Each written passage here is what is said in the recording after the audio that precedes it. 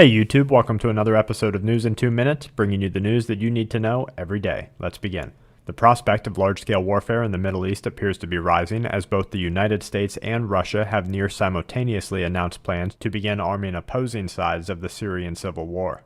Russia, who has vetoed 3 Security Council resolutions aimed at sanctioning Syria over its civil war, finalized a meeting between country representatives on Monday, confirming that all weapons contracts between the two countries are in place and that delivery will continue as planned.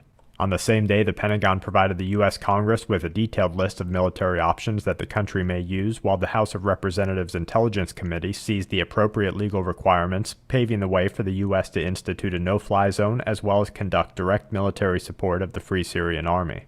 In a related move, Israel reportedly warned the UN Security Council on Tuesday that the country will continue to attack Syria as long as its stockpile of chemical weapons remain and if Russia follows through with its delivery of anti-aircraft missiles that are said to be en route to the country now.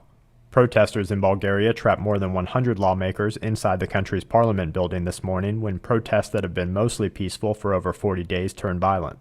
A federal official has confirmed that a large fire has broken out at a separate gas well in the Gulf of Mexico following an unstoppable rupture in the well.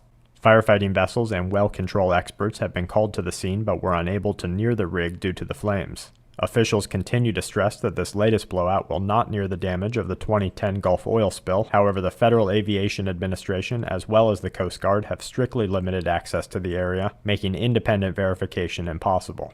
Despite multiple medical studies that have linked glyphosate to a number of human diseases, the Environmental Protection Agency has increased the amount of the pesticide that food production farms around the country are allowed to spray on their fields. Scientists are warning that long-term exposure to the chemical will have disastrous results on the human body, noting that the new guidelines allow more than 100,000 times the limit required to induce certain types of cancer cells. And to wrap things up to 500 inmates have escaped from 2 high-security prisons in Iraq. Manufacturing around the world continues to decline, and an earthquake measuring 5.9 struck in the southern ring of fire in today's Quake Watch. And that's it for this episode of News in 2 Minutes. Check back tomorrow for more news that the aware need the most. This week's News in 2 Minutes is brought to you by SHTFplan.com, where even the officials go for news, and SQmetals.com for all your precious metal needs.